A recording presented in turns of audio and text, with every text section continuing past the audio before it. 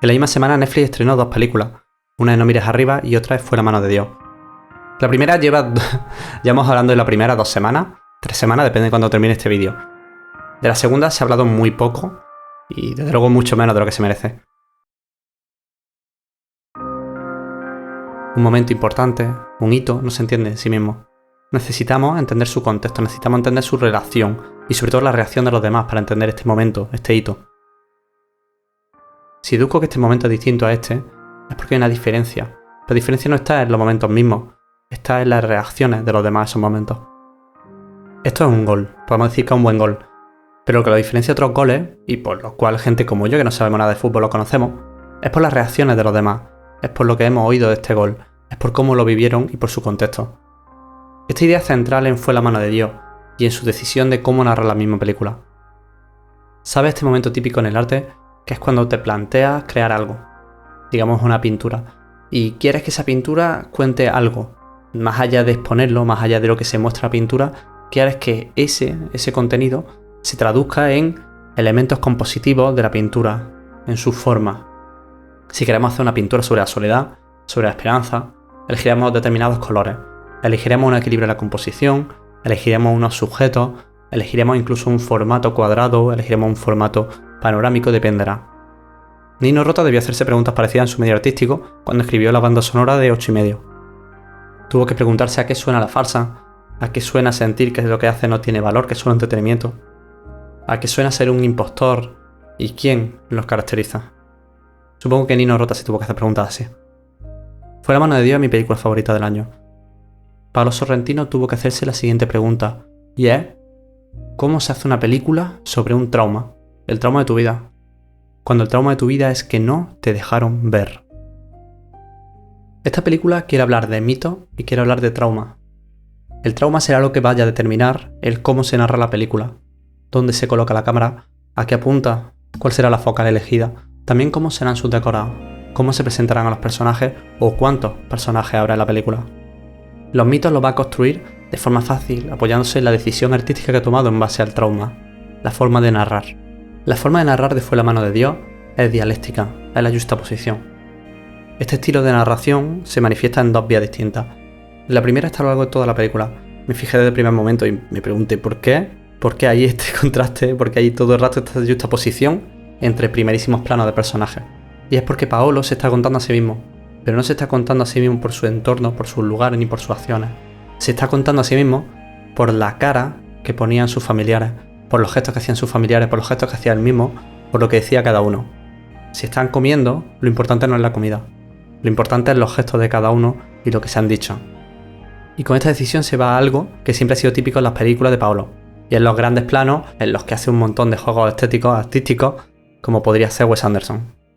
La mejor película para ejemplificar esto, aparte de la misma Fue la mano de Dios, es Ma Isabel. Se estrenó hace poco y sus últimos 15 minutos se traducen prácticamente en una sucesión de primeros planos entre personajes en los que vemos pequeños cambios y vemos pequeños detalles de cómo van los propios personajes comunicándose a sí mismos. El otro mecanismo en el que se traduce esta forma de narrar que ha elegido Paolo es bastante más particular y se reduce solo a 2 ocasiones a lo largo de la película. En estas 2 ocasiones la cámara empieza apuntando a un personaje o a varios. Y este personaje está mirando y está fascinándose con algo. Está construyendo un mito. La cámara va girando y vamos viendo la fascinación de otro personaje y de otro personaje. Y cuando entra otro personaje en plano también vemos su fascinación. Y así es como construirá Paolo los mitos. No enseñándonos lo que los hace mitos o lo que los ha llevado a ser mitos, sino fascinándonos con la fascinación de otras personas. La cámara sigue girando lentamente. Y tú como espectador estás deseando saber, deseando ver aquello que están viendo los demás personajes. En Alien el octavo pasajero no querían que viese, te querían generar expectación, pero recordar la decisión de Sorrentino. Cuando lleva una eternidad deseando ver qué es lo que están viendo los demás personajes, la cámara sigue girando y por fin te muestra aquello por lo que tú ahora mismo sientes fascinación, aquello que tú necesitabas ver. Me encanta la película y cómo se coloca en su filmografía y cómo se relaciona con las demás películas que ha hecho con su propio estilo. Esta vez no la acompaña Luca Vigazzi. La fotografía de la película no lo necesita. Podemos ver relaciones con el joven papa cuando Pío quería generar expectación escondiéndose de sus propios fieles, no mostrándose, sino generando misterio. También se relaciona con el resto de sus películas, con todas casi, porque el protagonista es una persona joven. Por hechos que se narran en la película, Paolo nunca había contado una historia sobre personas jóvenes, nunca había incluido apenas jóvenes en sus películas. Él dice que no tuvo juventud y como siente que nunca fue joven, no está cómodo contando historias protagonizadas por este tipo de personajes. Para contar su primera película, protagonizada por alguien que fuese más joven de 40 años, ha elegido a sí mismo. Y para contarse a sí mismo me gusta mucho cómo lo hace y cómo contrasta con la forma que lo hizo Almodóvar. En Dolor y Gloria, Almodóvar se coloca en el centro y llena la película de sus manierismos y de su historia.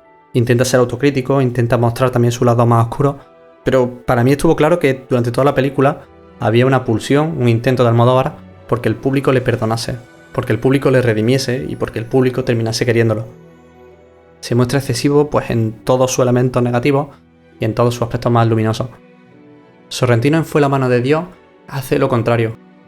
Es una película autobiográfica y así se presentó desde que se anunció. Pero el personaje de Paolo en esta película no es, desde luego, el personaje más fuerte de la película ni es el más carismático. No es el que le sucede en las grandes historias incluso. Todo el rato se plantean un montón de historias, un montón de películas en las que el protagonista no es él. El protagonista son las personas con las que él se relacionaba. Son su familia, son sus amigos, son sus pasiones o son sus mitos. Cuando por fin consigue hablar con Capuano y Capuano le presiona e intenta ver qué es lo que hay en él, Sorrentino se narra como una persona sencilla. No tiene un capital cultural como para mantenerle el pulso que quiere echar Capuano y con lo que consigue tirar en esa conversación es con el ingenio que tiene en su familia, con el ingenio familiar, que es, pues bueno, ser muy rápido a las respuestas y en la broma. Y ahí ocurre uno de los momentos que más me emocionan de la película, y es cuando Capuano le pregunta por qué quiere ser director de cine. Entonces Pablo dice que tampoco ha visto tantas películas, que tampoco es que sepa qué es eso de hacer películas, pero necesita una salida, necesita una vía de realización, algo que le dé sentido, algo que cree que no lo tiene.